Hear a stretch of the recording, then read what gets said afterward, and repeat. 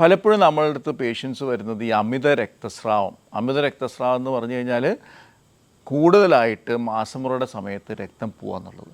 ഇന്ന് ഞാൻ നോക്കിയിട്ട് കേരളത്തിൽ നിന്നല്ല ഞാൻ ലോകം മുഴുവൻ സർജറി ചെയ്യുന്നൊരു വ്യക്തിയാണ്. അപ്പോൾ ലോകം മുഴുവനുള്ളതിൽ സ്ത്രീകൾക്ക് വരുന്ന ഏറ്റവും കൂടുതലായിട്ടുള്ളൊരു അസുഖമാണ് ഈ അമിത രക്തസ്രാവം. അതിൻ്റെ ഒരു പ്രത്യേകത അത് മാത്രമല്ല, ഈ അമിത രക്തസ്രാവം ഏകദേശം 70% സ്ത്രീകളും അറിയുന്നില്ല എന്നുള്ളതാണ്. നമ്മളിന്നിപ്പം കേരളത്തിൽ അല്ലെങ്കിൽ ഇന്ത്യയിലോ സ്ത്രീകളുടെ ഹിമോഗ്ലോബിൻ നോക്കിക്കഴിഞ്ഞാൽ സാധാരണഗതിയിൽ ഒരു ഹിമോഗ്ലോബിൻ എന്ന് പറഞ്ഞാൽ 12 വേണ്ടത്. നിങ്ങളുടെ ഹിമോഗ്ലോബിൻ നോക്കിയോ, ഒരു 70% സ്ത്രീകൾക്കും ഈ ഹിമോഗ്ലോബിൻ 12 കുറവായിരിക്കും.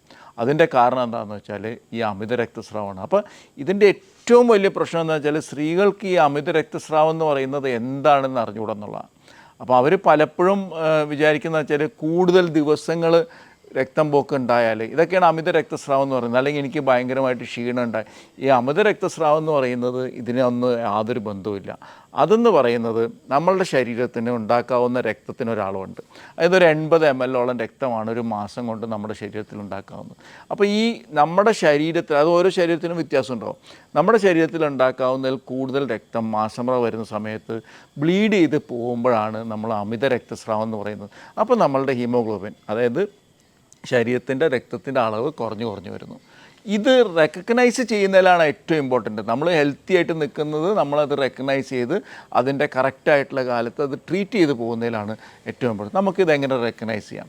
സാധാരണഗതിയിൽ നമ്മൾ അമിത രക്തസ്രാവം പറയുന്നത് 7 ദിവസത്തിൽ കൂടുതൽ മാസമുറ നിൽക്കുകയാണെങ്കിൽ അതിന് അമിത രക്തസ്രാവമായിട്ട് പറയാം.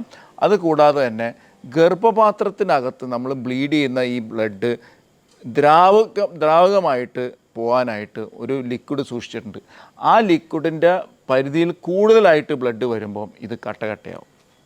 അത് ലിക്വിഡായിട്ട് പോകുന്നതിന് വരെ അത് കട്ടയാവും. അപ്പോൾ ചെറിയ കട്ടകളായിട്ട് രക്തം പോവുകയാണെങ്കിൽ നമ്മൾക്കറിയാം ഇത് അമിത രക്തസ്രാവം ഉള്ള പേഷ്യൻ്റാണെന്ന്.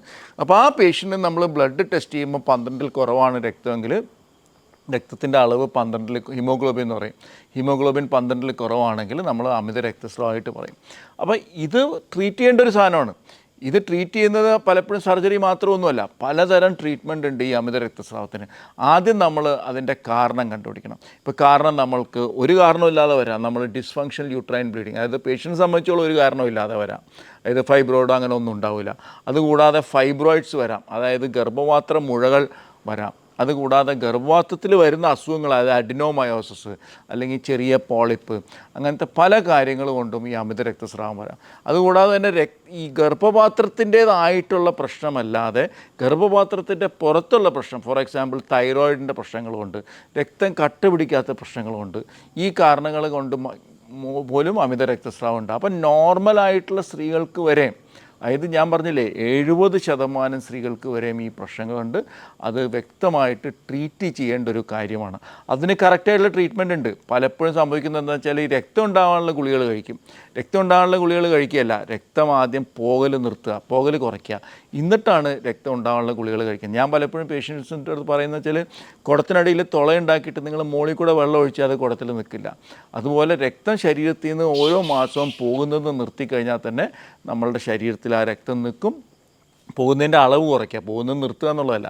മാസമുറ പോവും, പക്ഷേ ആ മാസം പോകുന്നതിൻ്റെ അളവ് കുറയ്ക്കുക. അപ്പോൾ ആ നെക്സ്റ്റ് മാസം ആകുമ്പോഴത്തേക്കും ബോഡിക്ക് അത് റീകൂപ്പ് ചെയ്ത് അത്രയും രക്തം ഉണ്ടാക്കാൻ പറ്റണം. അത് നിർത്തിക്കഴിഞ്ഞാൽ നമ്മൾക്ക് പിന്നെ രക്തം നമ്മളുടെ ശരീരത്തിൽ ഉണ്ടാകാനുള്ള മരുന്ന് കഴിച്ചാൽ ആ ഉണ്ടാകുന്ന രക്തം നമ്മുടെ ശരീരത്തിൽ നിൽക്കും. അപ്പോൾ ഈ അമിത രക്തസ്രാവം നമ്മുടെ നാട്ടിലല്ല ലോകം മുഴുവൻ വളരെയധികം കാണുന്നൊരു അസുഖമാണ്. അത് നേരത്തെ തന്നെ കണ്ടുപിടിച്ച് ട്രീറ്റ് ചെയ്യേണ്ട ഒരു ആവശ്യമുണ്ട്.